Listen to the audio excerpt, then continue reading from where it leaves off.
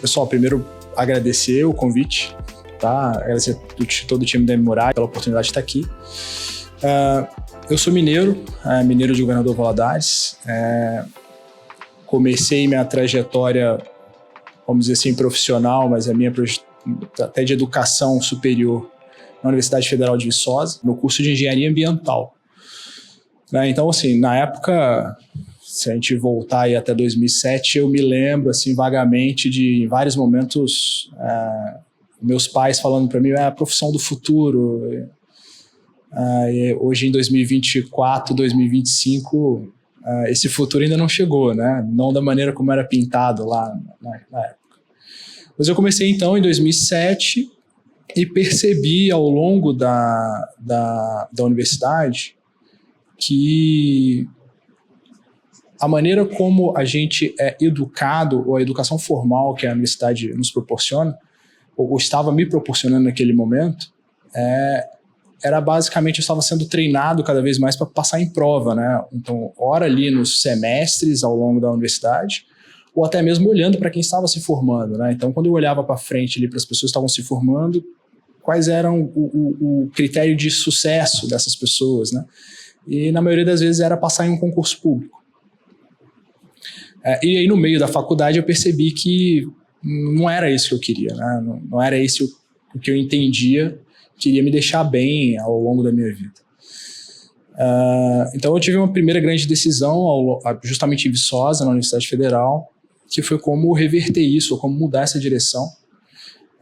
Eu não tinha uma opção que era a que a maioria das pessoas optam, que é mudar de curso, né? E não tinha por critérios financeiros. Por mais que eu estava na Universidade Federal, eu não pagava mensalidade, eu tinha todo um custo de vida atrelado a estar ali, né? Não estar na cidade dos meus pais. E aí, nessa primeira oportunidade, ou nesse momento onde eu pensei em mudar essa rota, eu me deparei com um setor na Universidade Federal de Viçosa, que é o Laboratório de Celulose e Papel.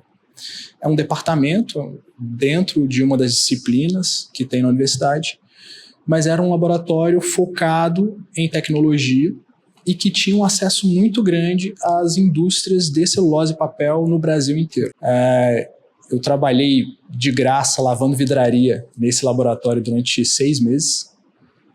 Depois de 6 meses, um dos professores, o professor Cláudio Mudado, um anjo na minha vida, dá para registrar aqui, olhou para mim naquele momento e ali eu consegui então entrar com uma bolsa de iniciação científica.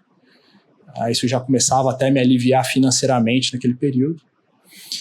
E eu entrei lá no 5º período, então exatamente no meio da universidade. E do 5º período até o último período, eu posso falar para vocês que meu foco foi obter e aprender o máximo de aprendizado, não só do professor Cláudio, mas dos outros 3 professores que estavam ali à época, professor Rubens, professor Colodete e professor Gomide. Naquela época eram 4 referências no setor de celulose do mundo. Então, de alguma maneira, eu estava ali, naquele meio, com 4 mentes brilhantes, e tentei fazer de tudo para poder aprender, para tentar me inserir nesse meio.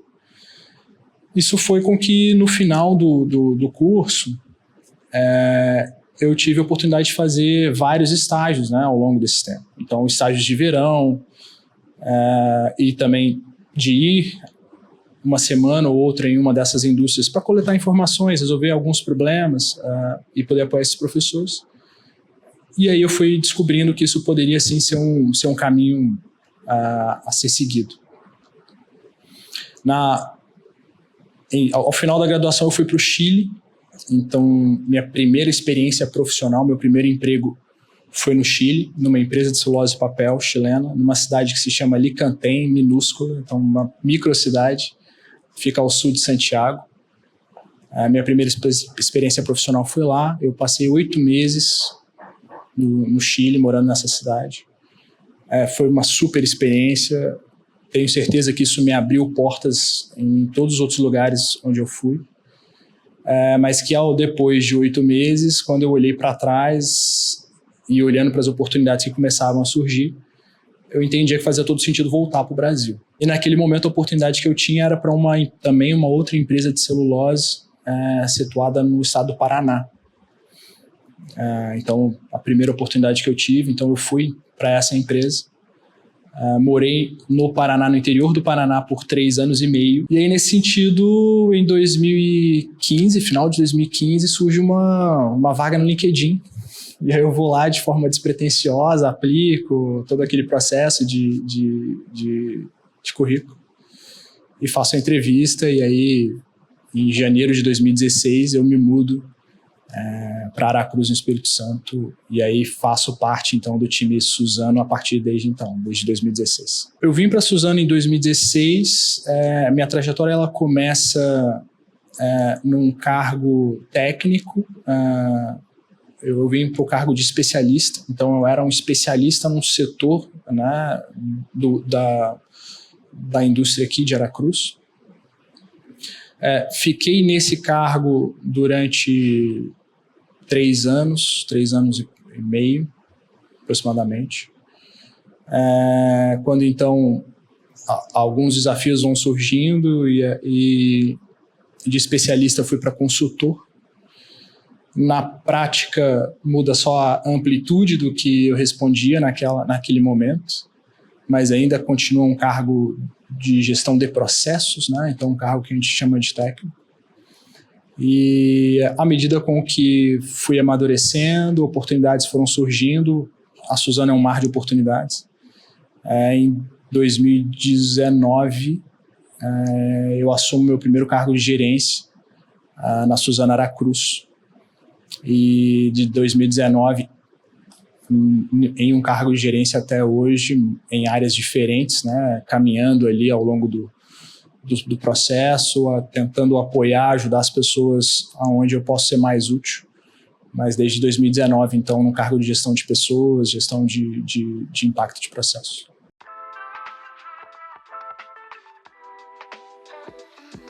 A escolha da M. Murad e a decisão por fazer um MBA, ele se deu num momento da minha carreira onde eu estava justamente nessa transição entre sair daquela parte mais técnica, de aplicação de conceitos e ferramentas que você aprende na universidade, que você aprende em livros técnicos, para o mar de desafios que você estar no mundo corporativo, lidando com pessoas, lidando com situações novas a todo momento.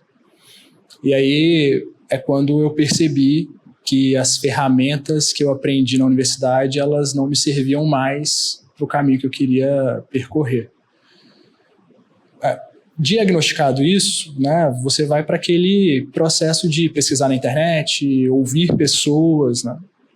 E eu me lembro que nesse processo de ouvir pessoas, algo que sempre veio me falado se você vai fazer um curso, faça numa instituição de referência, para que você, ao falar qual o curso que você tem ou aonde você adquiriu as competências que você tem, você seja reconhecido de uma forma instantânea, você não precisa ficar explicando de onde por que fez. Isso foi muito falado, né? E eu ouvi isso muito bem. E aí é natural, né? A Fundação Getúlio Vargas é uma das referências no Brasil hoje, reconhecida mundialmente. E aqui, como nós estamos no Espírito Santo, a M. Murad se torna o caminho natural para poder seguir isso, né? Então, foi muito nesse contexto e foi muito em buscar algo de referência, né? Buscar algo que de fato seja relevante e que mude o ponteiro, vamos falar assim. Aplicar os conceitos que eu aprendi na M. Murad, eles foram muito bem aplicáveis ao longo desses últimos 5 anos, vamos colocar 5, 6 anos. É óbvio que nós estamos sempre falando de um ambiente de sala de aula, então ambiente controlado, você tem um professor ali na frente, ainda naquela figura de um professor que domina o conhecimento e que transfere o conhecimento para os demais alunos. Mas na M. Murad eu comecei a ver pela primeira vez algumas técnicas de ensino que fogem daquela, vamos dizer assim, aquela tradicional escola prussiana, né, onde tem sempre alguém ali na frente. Então eu comecei a perceber ambientes de debate, eu comecei então a vivenciar ambientes de construção dentro de uma sala, ambientes de formação de aliança. E aí quando você pega esse tipo de metodologia de ensino, e adequa isso a técnicas, né, a ferramentas de economia, de gestão de pessoas, de gestão de processos, até mesmo de técnicas de como falar em público, como gerir risco, como estudar, né, financeiramente uma taxa de retorno. Tudo isso que eu comentei agora são técnicas e são ferramentas que não são ensinadas nem na escola e nem na universidade, né? Pelo menos não numa universidade de engenharia, que foi a que eu fiz. Então, por isso, eu posso afirmar, sim, que esses 2 anos investidos, né, na FGV, na M-Murad, eles foram essenciais para me dar essa vivência dessas ferramentas e, ao longo desse tempo, têm sido bem utilizados. Se eu pudesse aqui citar quais são os meus maiores desafios no dia a dia, ele fica difícil porque eu deveria ter uma certa rotina onde eu falaria pelo menos das médias aqui. Todo dia é diferente. No ambiente de gestão de uma unidade fabril, todo dia é um dia diferente. Tem sim rotinas que precisam ser empregadas, mas ainda assim são rotinas que todo dia elas se apresentam com um desafio diferente. Eu prefiro responder essa pergunta respondendo assim: onde eu gasto mais tempo? Onde eu dedico mais tempo do meu dia a dia? Em primeiro lugar, assim, com certeza, em formação de pessoas, em desenvolvimento de pessoas, né? Não necessariamente isso significa que eu fico dando aula, que eu fico dando curso no meu trabalho, mas é o tempo inteiro fazendo o que a gente chama de confirmações de processo, dando feedback, avaliando a carreira, né, das pessoas, tentando de alguma forma orientar, maximizar o resultado individual de cada um. Então, esse é o primeiro ponto, desenvolvimento de pessoas.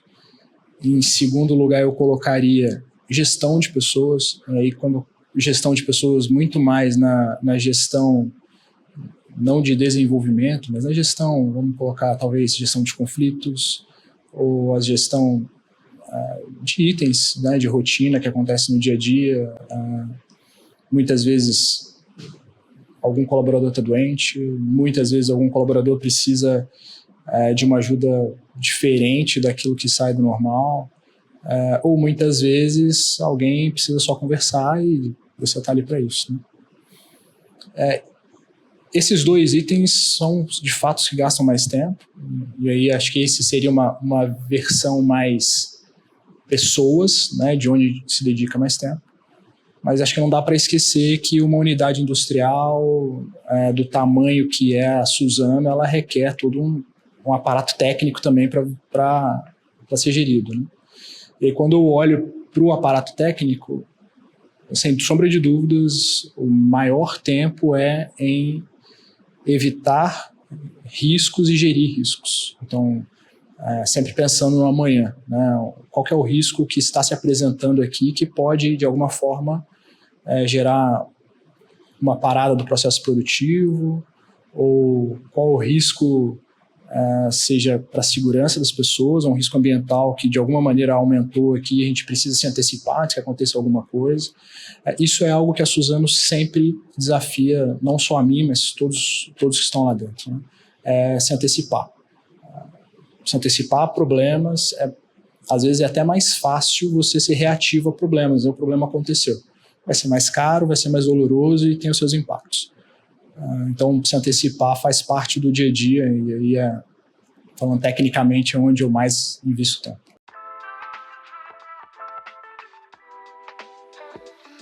A habilidade de se adaptar, ela é requerida a todo minuto, né? Acho que não só na vida profissional, mas na vida como um todo, né? O que eu tenho para falar sobre isso é estar sempre bem consigo mesmo.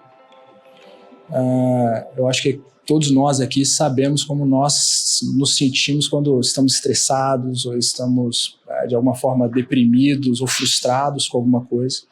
Isso pega a nossa capacidade de se adaptar e joga ela lá para baixo, né? Porque a gente já está cheio com uma série de problemas que, às vezes, problemas pessoais ou outros. Então, estar bem com você mesmo é um primeiro passo para ter uma capacidade de adaptabilidade correta. Eu posso falar para você, eu faço quase que uma oração diária, eu gosto de chamar assim, eu falo para alguns amigos, antes de ir trabalhar ou no meu dia a dia. E dentro dessa, e aí entre aspas mesmo, oração, né? É algo que eu repito porque é algo que eu acredito muito que pode ser treinado. Isso não é natural meu. Mas é a habilidade de estar aberto a ajudar as pessoas. Tem uma frase que é muito bacana, que as oportunidades elas surgem para todo mundo, mas muitas vezes elas estão disfarçadas de muito trabalho, né? E aí as pessoas tendem a deixar essas oportunidades passarem. Eu deixei várias passarem, justamente por entender que alguém está me trazendo mais trabalho, alguém está me... eu tô cheio de coisa e tem mais uma coisa para fazer. E quando eu percebi isso, isso foi muito libertador para mim. Mas isso não é o meu natural. Então, o que eu faço todo dia? Todo dia eu acordo e, seja antes ou depois da minha atividade física, eu paro, fecho o olho, aquele momento de reflexão, de meditação quase, e repito para mim mesmo: hoje eu quero ajudar alguém. Isso me ajuda, e aí é pessoal, é meu, acho que cada um vai ter o seu ponto, né? Mas isso me ajuda a esvaziar o meu pote e ir ali de coração aberto para tudo que vai acontecer, né? Então, as oportunidades vão surgir, mas elas vão estar bem disfarçadas de muito trabalho. E estar com o pote vazio ajuda a gente a estar de braços abertos para isso, né? Então, isso ajuda a ser mais adaptável.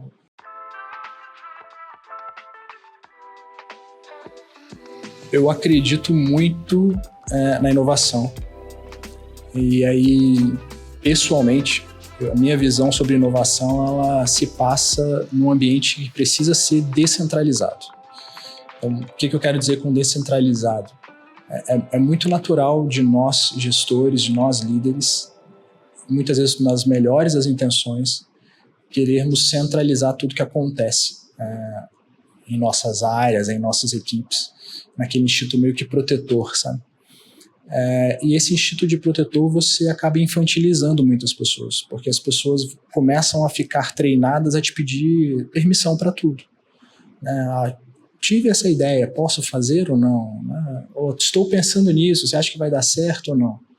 Então, descentralizar de cara já elimina essa infantilização.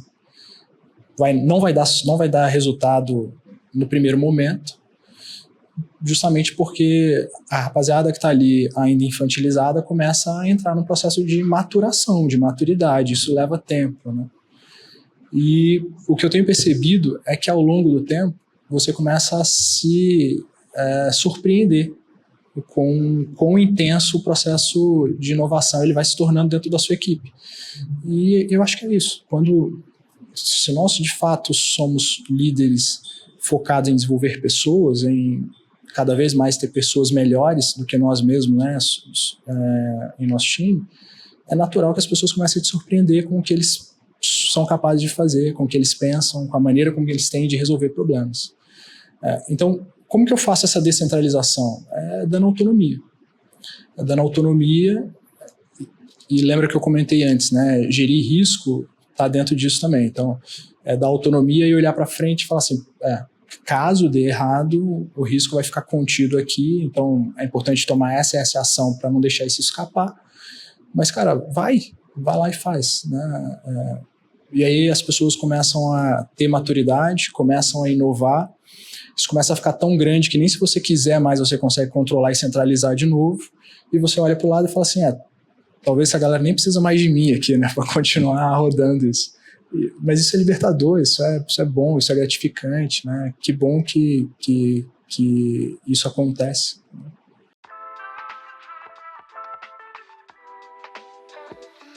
Eu acho que se diferenciar no mercado, eu posso dar aqui uma resposta muito pessoal, eu posso até ter a pretensão de responder algo que é muito individual, né, das pessoas. Calçando aqui o chinelinho da humildade, eu acho que o primeiro passo é estar bem com você mesmo. Eu acho que ninguém consegue entregar todo o seu potencial se não estiver em paz consigo mesmo, né? E o que eu quero dizer com estar em paz, estar bem com você mesmo? Não é estar sem problema. Nós vamos continuar tendo problema, né? Mas é saber que os problemas que você tem, você pode resolvê-los ao longo do tempo, é sua responsabilidade internalizar isso, entender que isso é um momento e que você vai ter metodologia para isso acontecer. Isso evita você sair daquele estado de vitimização, né, de entender que por algum motivo alguém está fazendo algo que a sua vida não está dando certo, por culpa de alguma outra coisa, né, a sua vida não está legal. Esse estado ele atrapalha a gente a colocar o máximo potencial nosso. Então, acho que estar em paz com você mesmo é o primeiro passo. Vai te ajudar a fazer melhores escolhas e vai te ajudar a entrar em paz para nem que seja construir um plano, naquele papelzinho de pão ali, e falar, pô, preciso fazer isso, preciso seguir isso, né? Então, acho que isso é importante, estar em paz com você mesmo. Eu gosto muito também, isso me ajudou muito, um conceito japonês que se chama Ikigai, e que ele envolve basicamente assim, fazer algo relevante na sua vida, que vai te dar longevidade e que vai te trazer sucesso, e muito cuidado com o que sucesso quer dizer, né? Não necessariamente significa que você precisa se tornar um CEO para você ter seu sucesso, você precisa ser uma pessoa ultra bilionária para ter sucesso, não é isso. Mas que há uma filosofia japonesa, que é o Ikigai, que trata do que são esses 4 pilares. Então, é você estar sempre fazendo algo que, primeiro, te faz bem, que você ama. Segundo, que você é bom. O terceiro, e muito importante, que você é pago para fazer. E o quarto, que é bom para o mundo. Então, se você consegue olhar para você mesmo e sentir que você está fazendo algo que você ama, que te pagam para fazer algo que você ama, que quando você faz é bom para o mundo e que além disso você é bom em fazer, então vamos lá, você ama fazer, você é bom fazendo, é bom para o mundo e ainda te pagam. Você achou um motivo para você continuar seguindo bem na sua vida, para você seguir feliz, para você seguir dia após dia fazendo algo que faz bem para você, que faz bem para quem está à sua volta. Vai ser questão de tempo você ser reconhecido, né? Vai ser questão de tempo você acordar todo dia querendo cada vez mais fazer aquilo, porque aquilo começa a ser o seu propósito de vida, né? Então eu gosto muito dessa metodologia porque isso me ajudou em alguns momentos a fazer algumas escolhas difíceis. A abandonar alguma coisa e falar assim, pô, talvez eu achava que esse era o meu propósito, eu achava que eu deveria ter feito isso, mas não. E assim, por fim, eu gosto de uma frase muito bacana sobre sucesso ou o que fazer, que é: o trabalho duro supera o talento quando o talento não trabalha duro. E o que isso quer dizer, né? O que essa frase disse para mim e me deu muita coragem ao longo da minha vida? Eu acho que eu nunca fiz algo assim que eu olhasse para trás e falasse, pô, eu sou super talentoso nisso, é nisso aqui que eu vou investir. Eu não tive esse momento assim de dom, sabe? Tipo, não, eu sou bom, esse aqui eu sou bom em fazer. Mas o trabalho duro ajuda. E é importante porque ao longo da carreira a gente vê muitas pessoas super talentosas que se deixaram também, por algum motivo, se perder pelo talento em si só. Esqueceram dessa outra segunda parte, né? Então, se eu pudesse dar um recado, como você comentou antes, para a juventude, trabalho duro ele é recompensado, né? E se você trabalhar duro e conseguir linkar isso com o Ikigai, eu acho que é uma solução ou é um caminho muito promissor para que você se sinta uma pessoa realizada e que você cada vez mais seja uma pessoa de sucesso na sua própria vida.